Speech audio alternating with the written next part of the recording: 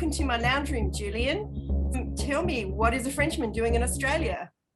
Ah, I've always liked Australia. I have a passion for the continent since I am a little kid, and I love its environment, the Aboriginal history, and I guess I've been here for 16 years now, so I brought some of my family here, and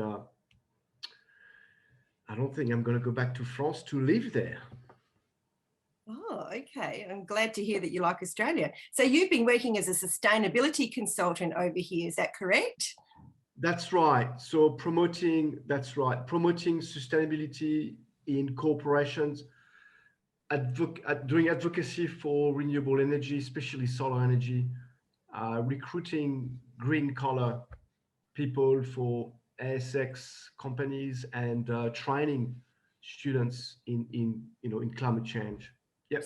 So what brings a sustainability consultant to be interested in the UFO question? Uh, well, I guess it's an interesting question. Thank you.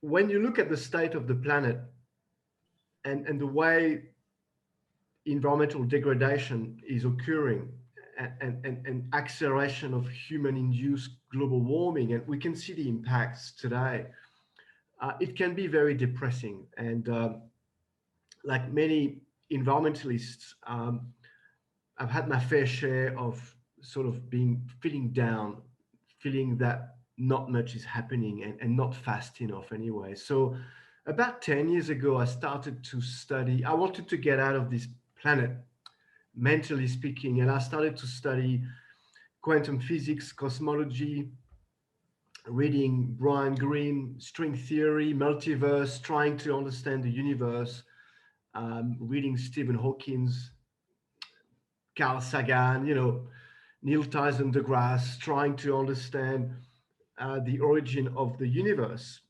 just to change my mind because I was feeling a bit down. And then quickly I realized I read about what is called the Fermi paradox.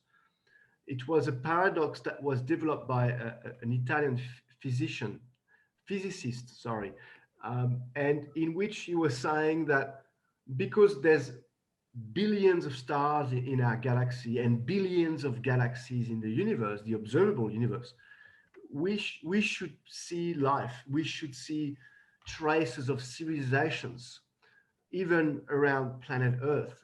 And the fact he was saying that we don't is a paradox. And I started to scratch my head, and I realized, well, hang on, really, we don't see any signs of spacecrafts or intelligent life. And I started to research the UFO phenomenon that way. So it's my intellectual journey, if you like, and I never looked back. Thank you. So, and this led you to form Ufo Paradigm, an online platform. That's right. I started the page on social media about a year ago, and then quickly, as you know, we developed the website only about 4 weeks ago, because I thought a website is important to develop if you want to connect with other researchers in the field, scientists, and if you want to connect with the general public. I think it's important to have a website, and trying to have a activities on social media. So the website address is www.ufoparadigm.com. And I invite everyone to have a look at the website and maybe join the mailing list. There's a mailing list where you can get weekly updates on what's happening. And there's a lot, as you know, there's a lot happening at the moment in the field of UAP, UFOs around the world.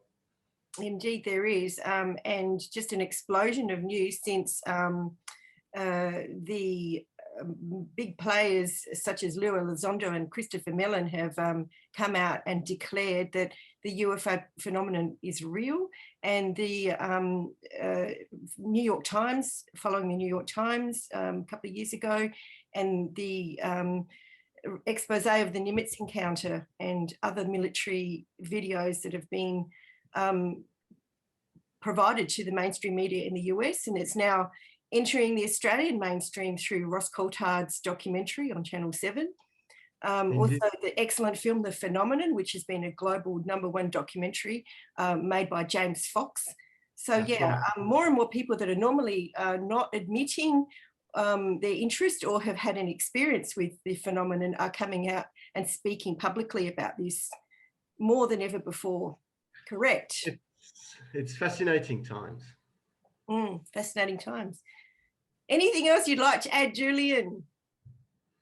Well, I guess I haven't been researching the UFO phenomenon for decades, like many have around the world. And that's thanks to these researchers who have been around for many, many years that we can have access to information these days. So I want to reach out to these scientists and experts in the field. That's the purpose of this website, UFO Paradigm. But I invite also the general public to look into the UFO reality with a new approach, because it's been part of our subculture for decades, and it's been a little bit ridiculed. And now it seems that it's time to look at this phenomenon with a very serious approach. So there's been a push for more transparency on this topic. And as you know, there's a report coming out from the US Congress, I presume this month. I don't think the report will disclose the whole reality about UFOs. And for those who know a bit about the phenomenon, we tend to have proofs that there's potentially has been crash retrievals and potentially alien bodies. And I mean, millions of people have experienced these sightings and encounters.